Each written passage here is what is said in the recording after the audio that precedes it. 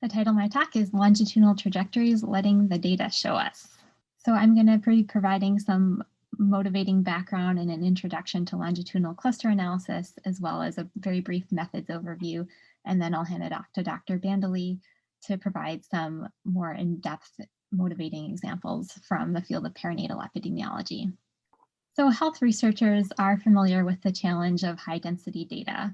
We have to deal with multiple variables that often have multiple dimensions, and the variables are collected on many participants, and then longitudinal measurements are made across space, time, and perhaps across generations.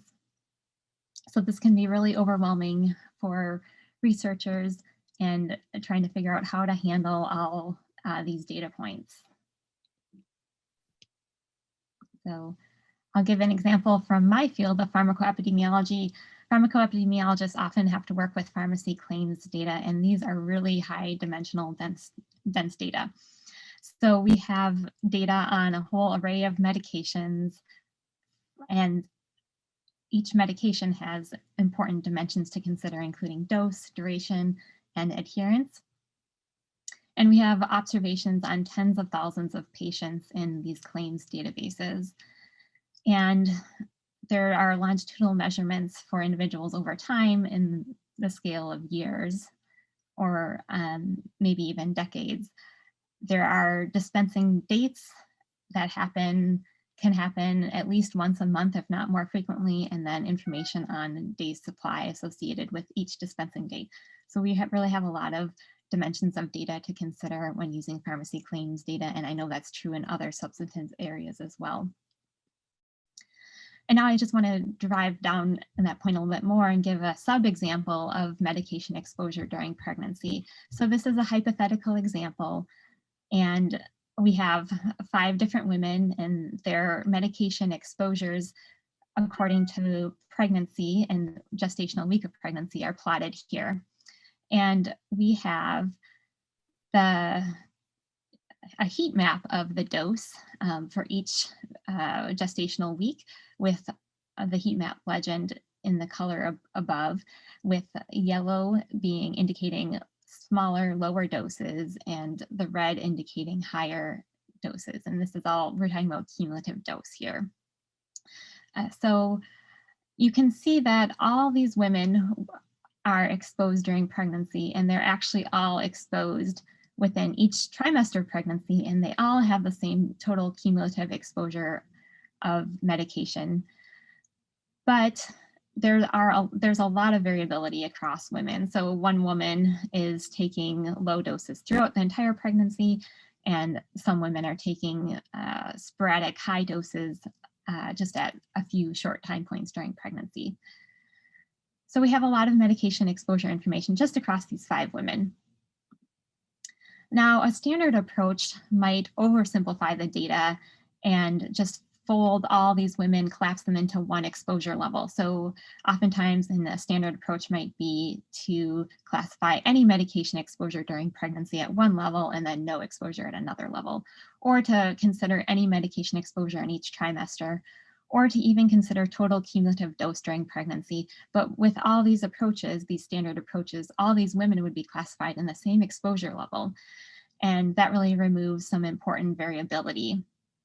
So that would remove timing of initiation, discontinuation, coverage gaps, average dose, dose changes, cumulative dose changes that could be important when studying perinatal outcomes. So how can we preserve some of this complexity, but simplify so that we're not overwhelmed with high dimensional data? And my solution that I've been working on over the past few years is doing longitudinal cluster analysis. And this approach groups individuals with similar patterns of values for a given variable or variables measured at multiple time points or multiple points. And the objective of longitudinal cluster analysis is to create homogeneous groups that minimize within group variation but maximize between group variation. And these approaches have been used in many substantive areas. And this is just a hypothetical figure of a longitudinal cluster analysis. This is from k-means longitudinal longitudinal, which I'll be describing in more depth later. But this is just showing Black individual trajectories of exposure over time. And then the cluster analysis has identified average trajectory groups into which these individual trajectories are clustered. So then overall patterns can be seen in the data over time. So longitudinal trajectories can be used in many different ways in research. They can be used to visualize and understand real-world patterns of data. And an example, a published example of this is utilization of opioids following cesarean delivery. Trajectories can be used to model exposures and exposure outcome associations, such as trajectories of breastfeeding linked with childhood obesity. And modeling trajectories can be used to model outcomes and exposure outcome associations. And a published example of this is parental education and trajectories of childhood physical aggression. Importantly, trajectories can also be used as covariates to adjust for confounding. And in my work, I've used oral corticosteroid dose trajectories as a proxy for lupus disease severity. We can also use joint or multi-trajectory modeling when we have more than one correlated or theoretically related variables. And trajectories can be modeled across multiple variables. And this is just an example, a hypothetical example from k-means longitudinal, where there's the same trajectory groups, but plotted for 3 related variables. So some examples of joint trajectories are childhood body mass index and physical activity, medication dose and disease severity trajectories can be jointly modeled. Maternal and paternal depression screening scores could be modeled throughout the postpartum period. And you could even imagine an intergenerational joint trajectory of a maternal and offspring exposure, for example, like tobacco use. Longitudinal cluster analysis, one really beneficial part is that they can be quite flexible and they can accommodate our whole range of applications. So they've been used to look at trajectories throughout pregnancy, before pregnancy, during pregnancy, and in the postpartum period. They've been used to study childhood developmental outcomes and can be used in life course and intergenerational research. They've been used to describe trajectories of symptoms, severity, adherence, dose, and duration and intensity.